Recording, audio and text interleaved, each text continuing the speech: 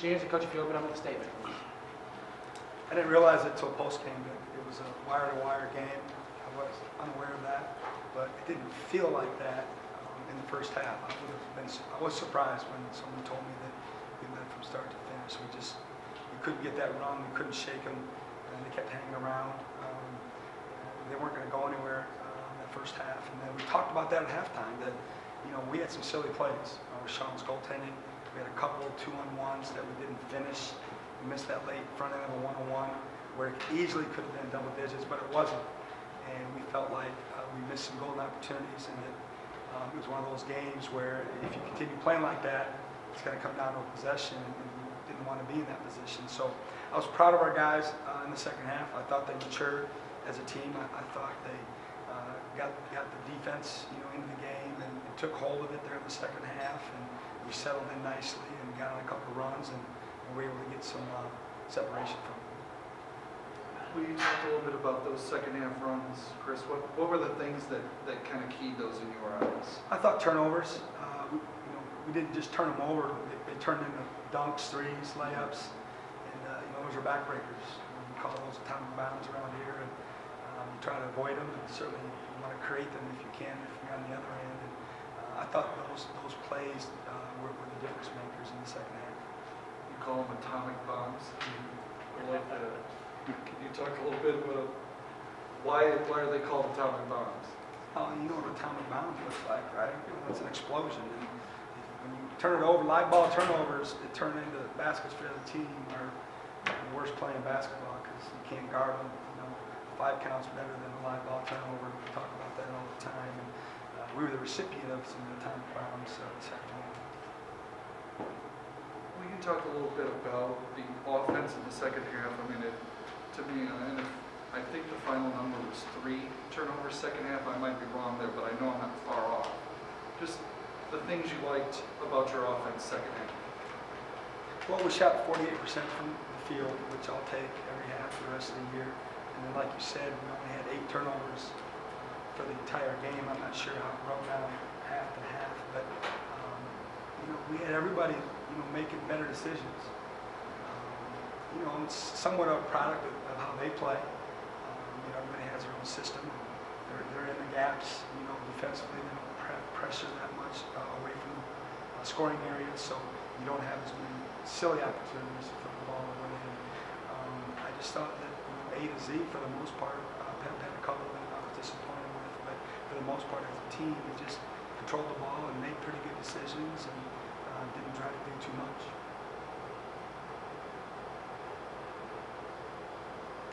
Will you talk a little bit about what you got from Rashawn? I mean, we know, or at least we have an idea what he's capable of, and this was really a stat stuffer day for him. He was great. He's becoming more and more consistent.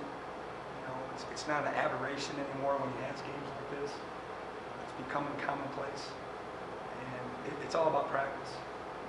Weeks ago, he decided to make a change, and he's always been a really good player, a really good talent, but he changed his practice habits, and he's being the recipient of his production on the floor, because I'm going to show him video when he's done how he practiced in April and July compared to how he is the last few weeks. And it's a huge difference. He's got himself in the best shape of his life, and he's playing both ends of the floor. And the best part about today is he did it all in 26 minutes. He didn't do it in 34 or 35. His numbers could have been staggering if he would have been needed to play 34, 35 minutes. 2-0 back play, obviously 4-game winning streak with Akron on Wednesday, I think it is. How do you keep this going? You guys get into back play early. Well, I'm looking forward to going up there. I know this program hasn't had a lot of success against Akron as a program, but most of us weren't here, and I know it's going to be a hostile environment. They're coming off a tough road loss, and so we're going to take their best shot. I haven't delved into the video yet, so I really don't know that much about them specifically as a team or their individual players. We'll get to that starting tomorrow morning. But it feels great to be 2-0. Every game is huge. There's so much parity in this league this year. I'm not a veteran of the MAC, but just from what I've heard and looking at it historically, looks like there's a bunch of really good teams that all think they have a chance to contend. And, road wins are opportunities. You got to steal some road wins. We did it the other day, and we have another opportunity on Wednesday to try to put ourselves in position to still win there too. Can you update us on Javon Clark's situation? He sprained his ankle the second to last play of the game against Kent State, right in front of our bench. Our training staff, Ron Whitehurst, did a tremendous job of trying to get him back to, I wouldn't say 100%, but at least to a percent where he can play. And they worked tirely with one another on the rehab. And just this morning they put him through some exercises, and he just told me that he wasn't going to be able to go.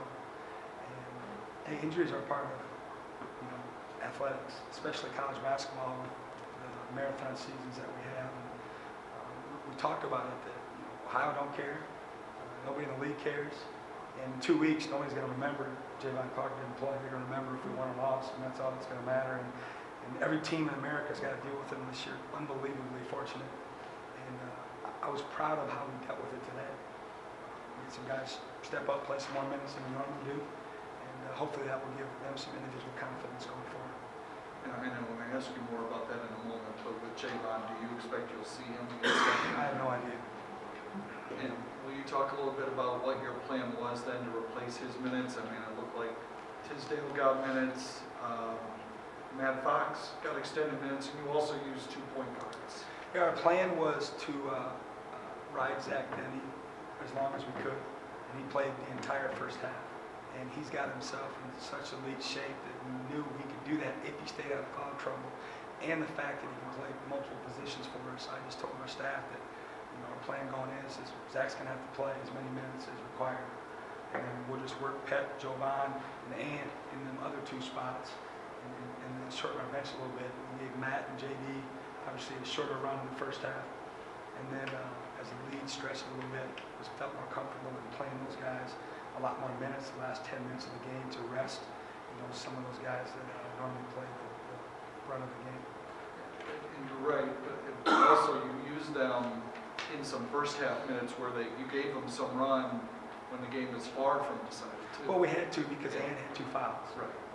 So it wasn't because of Zach. It was that was plan B. We had foul trouble, and we were going to choose one of them and see if they could get something going. And we gave them both one run, and we survived that. To be honest with you, we survived that. And like you said, playing the 2 point guards together isn't foreign to us. We've experienced that in a lot of games this year, so we were prepared to play them together as well.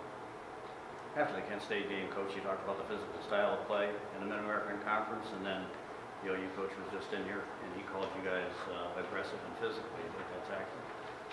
Your style of play? I'd like to someday be called aggressive and physical. We're not there. I sure hope someday that I look at them and say, they're playing the way we want them to play, and they're showing signs of it. But Kent State smacked us around a little bit. We obviously won the game, and that was the end goal. But I thought they were a little more physical than us. But at the same time, we're not as big and as physical outside of Rashawn along the front line as a lot of these other teams we're going to play, and we're going to have to get used to it. And anytime you go into league play, it ain't just the MAC.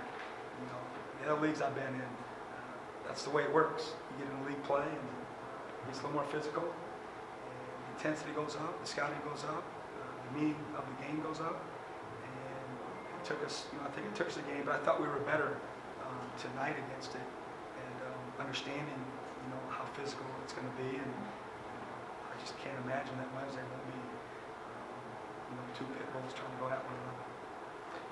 In particular, was there a particular area where that physicality would have showed up today where it might not have on Wednesday?